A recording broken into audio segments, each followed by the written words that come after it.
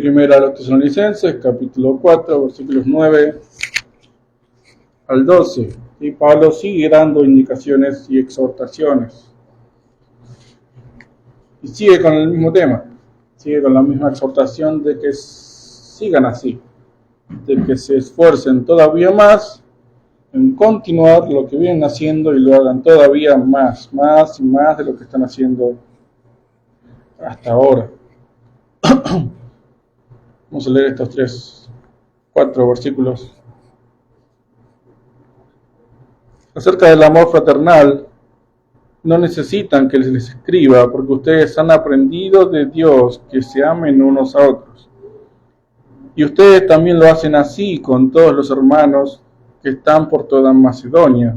Pero les rogamos, hermanos, que abunden aún más.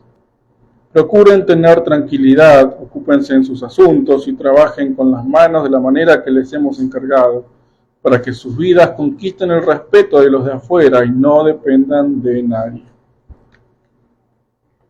Bien, cortito el pasaje de hoy, pero continúa con las exhortaciones, ¿sí? Dándoles ánimos a que sigan como vienen caminando, ¿sí? Lo están haciendo bien. Acerca del amor fraternal, en este caso, tampoco necesitan los tesalonicenses que Pablo les escribiera algo. ¿Sí? ¿Se acuerdan? La semana pasada iba por esa idea también. No hace falta que yo les continúe dando instrucciones porque ustedes ya las recibieron, las recuerdan y las llevan a cabo. Sobre el amor fraternal en particular, también lo saben, ya lo entienden, no necesitan que les recalque lo mismo y lo están haciendo, lo hacen bien. Primera de Juan, capítulo 2, versículo 27.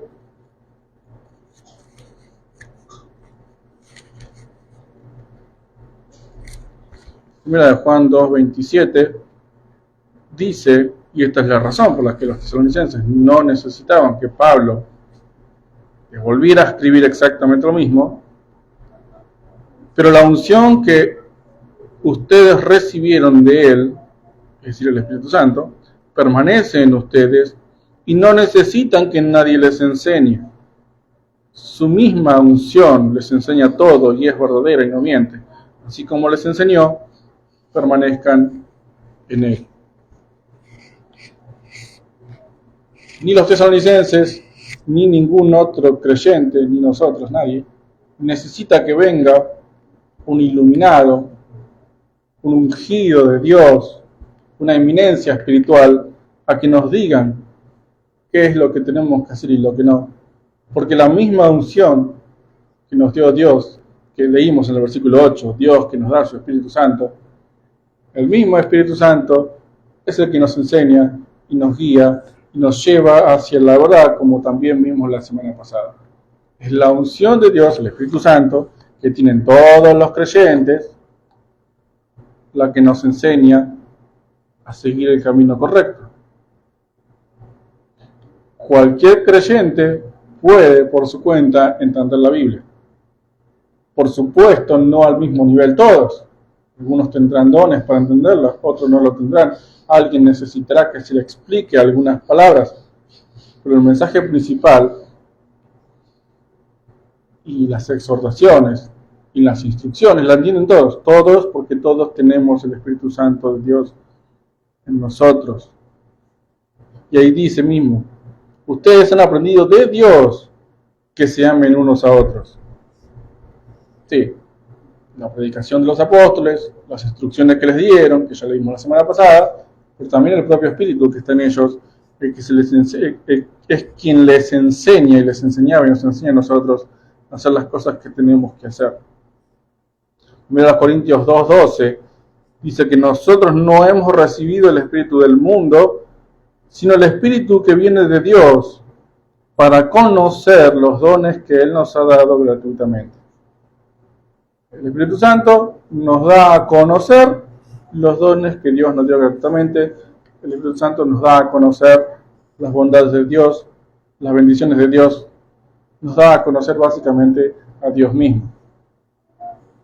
¿Sí? Uno de los dones que recibimos es la propia Escritura. El Espíritu Santo nos ayuda a conocer las Escrituras. Desde dentro nos guía hacia la verdad, la unción que es el Espíritu nos enseña, y no necesitamos que alguien venga, una gran eminencia venga, ¿sí? Porque sí necesitamos que se nos enseñe, que se nos explique, que se nos guíe, por supuesto, todos necesitamos ser pastoreados, los pastores necesitan ser pastoreados, pero no necesitamos que venga, como dije antes, una gran eminencia de la fe, un famoso, porque ese hombre es un ungido de Dios y ese es el que tiene que venir a salvarnos, a enseñarnos lo que necesitamos saber o a bendecirnos de tal o cual manera. No necesitamos. La unción misma es la que nos ayuda, nos guía, nos enseña la palabra de Dios, nos lleva siempre a la verdad. Y en este caso a los tesalonicenses los llevaba a cumplir el mandamiento que el propio Jesús había dado, y leemos Juan capítulo 13, versículos 34 y 35.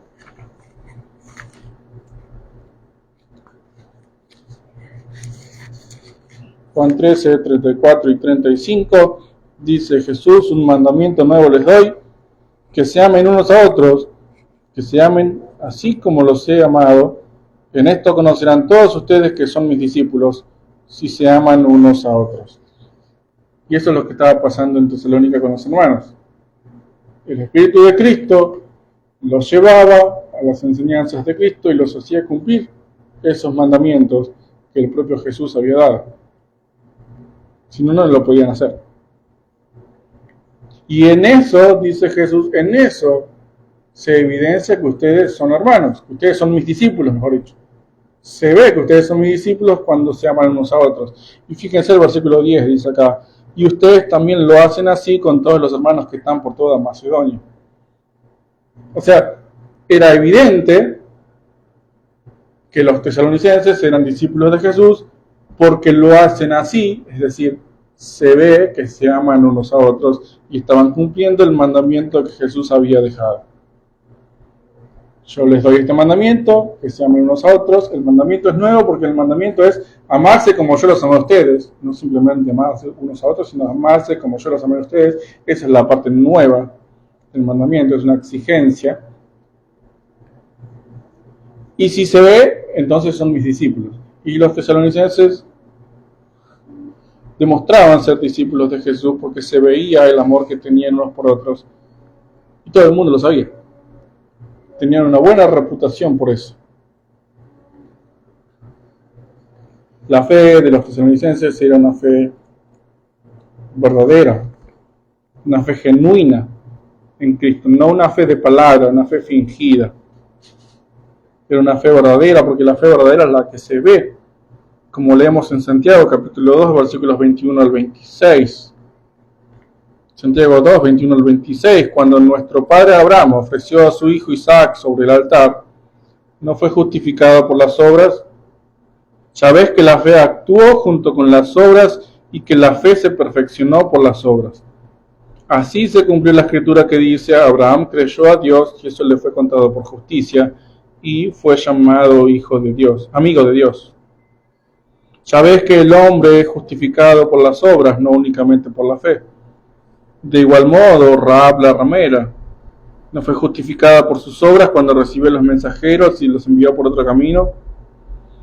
Así como el cuerpo sin espíritu está muerto, así también la fe sin obras es muerta. Y la fe de los tesalonicenses no era muerta, porque estaba a la vista, era evidente. Para Pablo, para Timoteo y para todos los hermanos en Macedonia.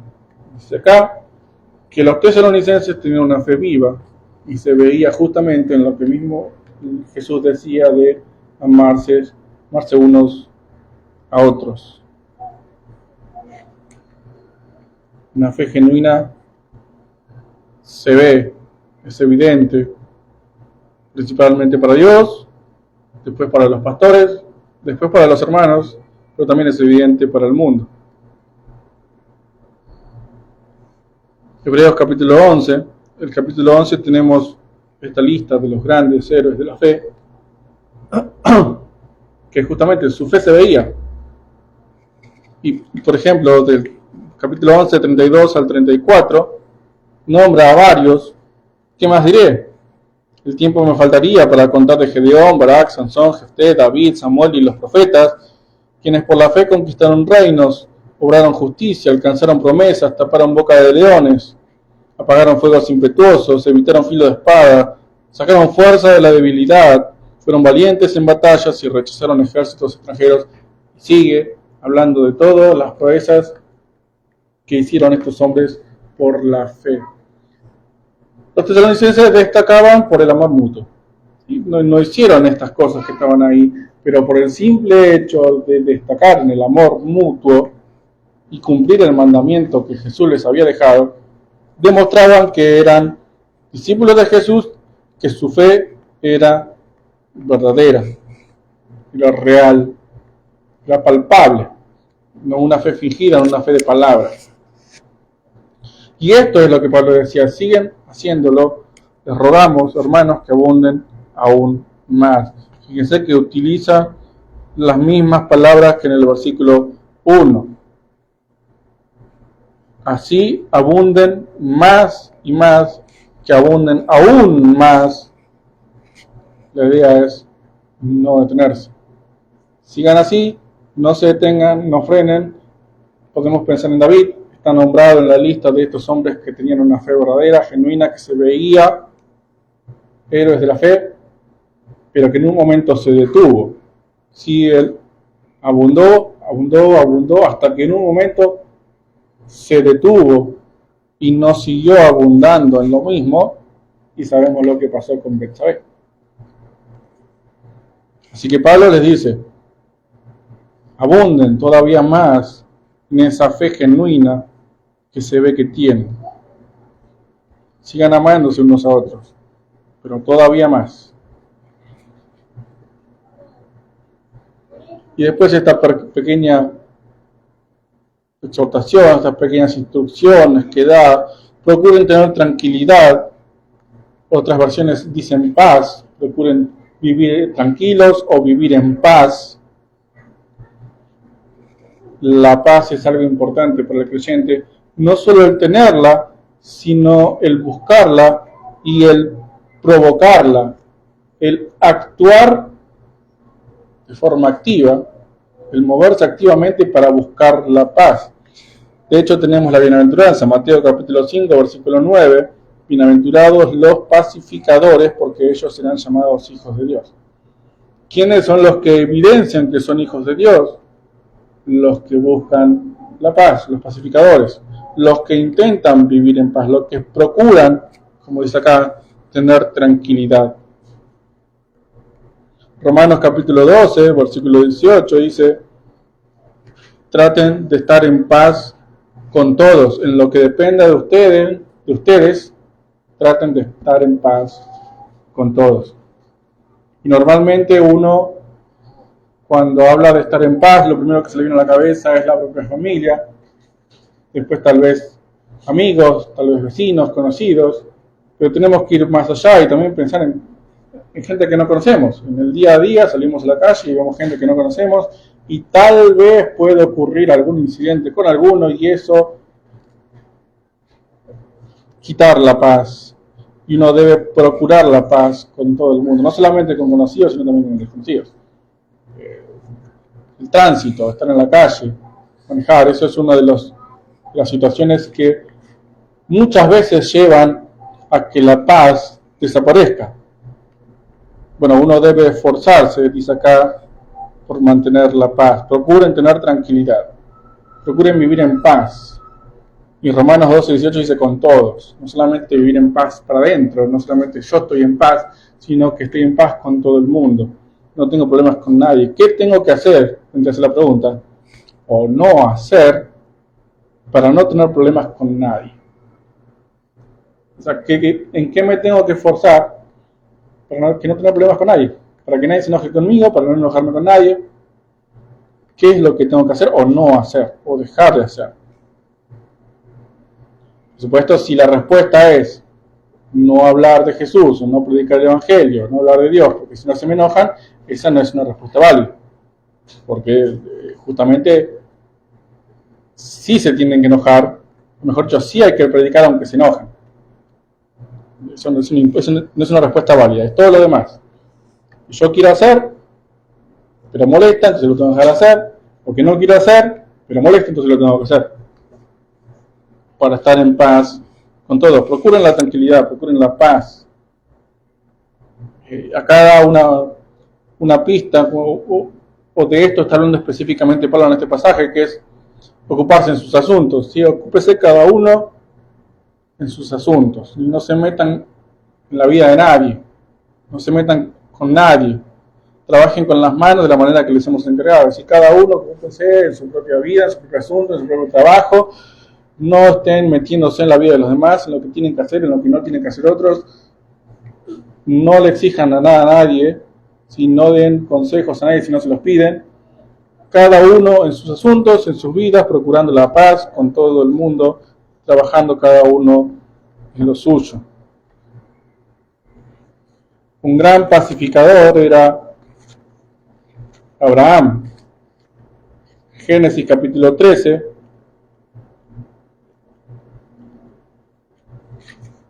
Versículos 1 al 9.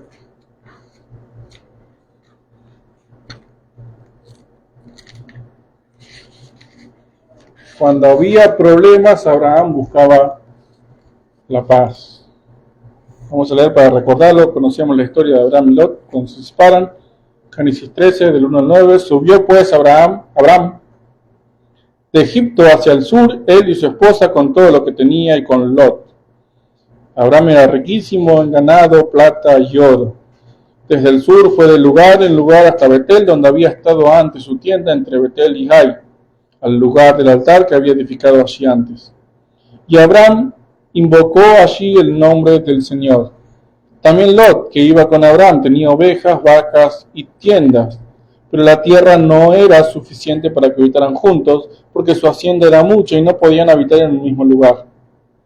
Y hubo contienda entre los pastores del ganado de Abraham y los pastores del ganado de Lot. Además, el cananeo y el fereceo habitaban allí. Había problemas.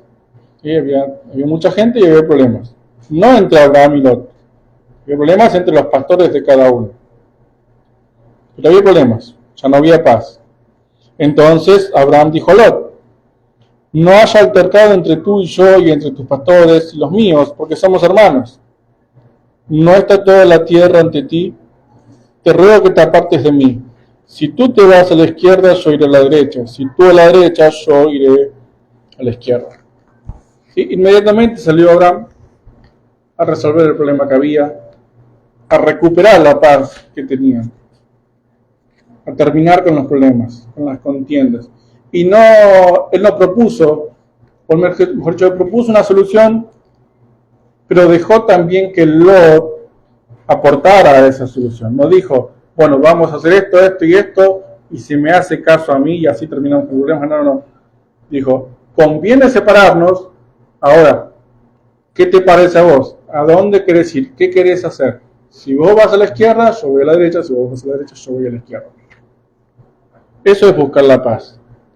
Lo resolvió el conflicto, no lo resolvió con la fuerza, sino que lo resolvió con la cooperación de Lot, que decidió ir hacia unos prados verdes que después terminó en Sodoma. Pero eso ya es otra historia. Así que Pablo los insta a los tesalonicenses a buscar siempre la paz, ocupándose cada uno en sus asuntos, trabajando cada uno en sus trabajos, ocupándose cada uno de sus problemas, sus temas, la paz con uno mismo y con todos los demás también. Evitar todo tipo de problemas, todo el tiempo. ¿Para qué? Dice el versículo 12. Para que sus vidas conquisten el respeto de los de afuera y no dependan de nadie. Para que sus vidas conquisten el respeto de los de afuera. Y es que la reputación es muy importante para el cristiano. Eclesiastés capítulo 7, versículo 1, leímos aquella vez: mejor es el buen nombre que el buen ungüento. Mejor es el buen nombre, mejor es una buena reputación que un buen ungüento, que un buen perfume, que una buena vestimenta. que una buena apariencia. Mejor una buena reputación que una buena apariencia. La reputación es muy importante para todos, pero especialmente para el cristiano. Se nos manda a que conquistemos el respeto de los de afuera, se nos manda que tengamos una buena reputación para con los de afuera, porque nuestra reputación apunta a Dios, o mejor dicho, la reputación de Dios lamentablemente depende de la reputación de la iglesia. La reputación de la iglesia depende de la reputación de sus miembros. Primera de Pedro, capítulo 2, versículos 9 al 12, fíjense lo que dice.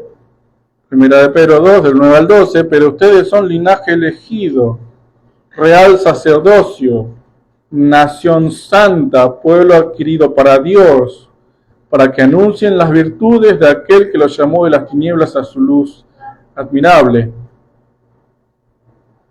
Linaje elegido, real sacerdocio, nación santa, pueblo adquirido para Dios, para anunciar las virtudes de aquel, es decir, para apuntar a Cristo, básicamente, que nos sacó de las tinieblas y nos llevó a su luz admirable. Ustedes que en otro tiempo no eran pueblo, ahora son pueblo de Dios. Que en otro tiempo no habían alcanzado misericordia, ahora han alcanzado misericordia. Amados, como extranjeros y peregrinos que son, les ruego que se abstengan de los deseos carnales que combaten contra el alma. Mantengan una conducta ejemplar entre los gentiles, para que en lo que los acusan de malhechores, y al ver sus buenas obras, glorifiquen a Dios en el día de la visitación. Otra vez la misma idea, esta vez dada por el apóstol Pedro. Mantengan una conducta ejemplar, para que si viene alguien, incluso dice acá, si alguien viene y los acusa de algo, al ver sus buenas obras glorifiquen a Dios. Es decir, que no tengan nada para acusar. Que sea un invento, que sea mentira, o que sea exagerado, o que sea malinterpretado, pero que no sea cierta la acusación. Una conducta ejemplar entre los gentiles. Una conducta que conquiste el respeto de los de afuera. Fíjense que habla de los de afuera, los incrédulos. Entre los hermanos dice sí, ámense unos a otros. Por supuesto que tiene que haber respeto y buena reputación y llevarse bien, pero también con los de afuera. También con los de afuera de la iglesia. Con los que no son de Cristo, también paz y buena reputación. De hecho, es un requisito para ser pastor. Cuando Pablo da los requisitos para ser pastor a Timoteo, les dice que tiene que tener buena reputación con los de afuera. O sea, un requisito para ser pastor no es buena reputación con los creyentes, sino buena reputación con los de afuera. Y también es un requisito para ser diácono. Cuando en Hechos eligen a 7 hombres para encargarse del servicio, de las mesas, de ayudar a las viudas, a los necesitados, los apóstoles les dicen a los hermanos, busquen 7 hombres de buena reputación. Y se lo dice específicamente, que tengan buena reputación.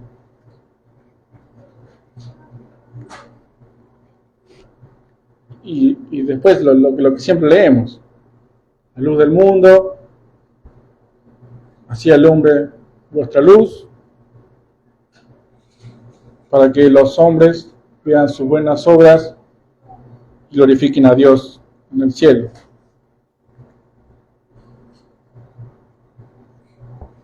Así que Pablo los motiva a los hermanos en Tesalónica a que sigan. Ellos lo estaban haciendo bien, pero Dios les exige un poco más y más, y cuando hayan llegado a ese más, bueno, más todavía, tienen el Espíritu Santo que los ayuda, que los guía, que los enseña, que los lleva a la verdad, que les recuerda la verdad. pueden vivir en paz, pueden conquistar el respeto de los demás. Y hablando del amor que tenían los tesalonicenses unos por otros, ese amor es aprendido, ese amor es recibido, no es un amor que nace de ellos, sino que viene de Cristo. Ellos lo que hacen es imitar a Cristo. Ellos tienen el Espíritu de Cristo que los hace actuar como Cristo. Porque dice Juan 15:13, Jesús dice, nadie tiene mayor amor que este, que uno dé su vida por sus amigos. El amor más grande que existe es el amor de Cristo, el amor de Jesús, que dio su vida por sus amigos, que dio su vida por los suyos. Puso su vida, o mejor dicho, puso la vida de los demás por encima de la suya, y la suya la entregó, murió para que nosotros vivamos por Él. Es un amor más grande que el que se tenían los tesalonicenses unos por otros. Juan 13, versículo 1, dice que antes de la fiesta de la Pascua, sabiendo Jesús que había llegado su hora de partir de este mundo al Padre, habiendo amado a los suyos que estaban en el mundo, los amó hasta el fin. No los amó por un tiempo determinado, no los amó y cuando vio que iba a morir en la cruz dejó de amarlos, sino que los amó hasta el fin, hasta su propio fin, hasta el fin de su vida en la tierra, en la cruz.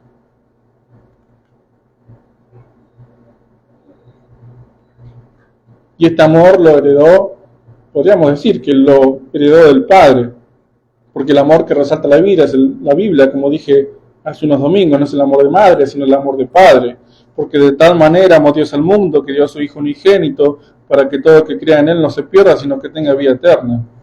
Juan 3:16. O primera de Juan, capítulo 3, versículo 1.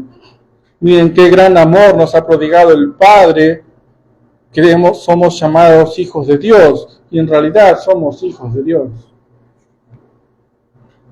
El amor más grande es el amor de Cristo, pero el amor de Cristo es grande porque el amor del Padre es grande. Y el amor del Padre y el Hijo es un amor perfecto. Oseas capítulo 14, versículo 4. Yo sanaré su rebelión, los amaré de pura gracia, porque mi ira se apartó de ellos. Los amaré de pura gracia. Ese es un amor perfecto. Es un amor que no pone condiciones, que no pone excusas. Es un amor que no exige nada a cambio, sino que ama de pura gracia, de puro don, de dar, de simplemente dar. Pura gracia, no un poco de gracia y un poco de otra cosa. Pura gracia. Ese es un amor perfecto. Ese es el amor de Dios, ese es el amor de Cristo. Y ese es el amor que imitaban los tesalonicenses unos con otros, que les permitía vivir también en paz entre ellos y con los de afuera. Y para terminar, Jeremías 31, versículo 3. Es un amor perfecto el de Dios porque es un amor eterno. Un amor que no tiene principio y un amor que no tiene final. Así ama Dios a los suyos, como amó a Jeremías 31:3. Hace mucho se me apareció el Señor y me dijo, con amor eterno te he amado, por eso te atraje con bondad. Con amor eterno te he amado. Con amor eterno ama a Dios. Con amor eterno espera a Jesús que se amen sus discípulos unos a otros, así lo hacían los tesalonicenses o lo intentaban, se esforzaban por hacerlo. Y Pablo los motiva a que sigan de esa manera en esta carta. Oramos y damos gracias a Dios, Padre. Gracias por habernos hablado un domingo más, por darnos estas instrucciones, estas palabras de exhortación, de motivación, para amarnos unos a otros, los hermanos, y para vivir en paz, nosotros mismos, entre los hermanos, y también para con los de afuera, procurando esa paz, esforzándonos para que todo esté en paz y no tener problemas con nadie de ningún tipo. Y que de esa manera nos ganemos el respeto de los demás, como esperas que tus hijos lo hagan, porque tus hijos representamos a Cristo. Así que te damos gracias por ese privilegio de representarlo a Él, al Rey de Reyes, al Señor de Señores, siendo nosotros nada, siendo nosotros pecadores, siendo nosotros sucios, rebeldes y malos. Te pedimos que nos ayudes a salir adelante, a salir a flote, a levantar la cabeza y a vivir y andar por el camino correcto, el camino angosto que lleva a la puerta estrecha. Que así sea, en su nombre, siempre en el nombre de Jesús, y para tu gloria, siempre, así debe ser. Amén.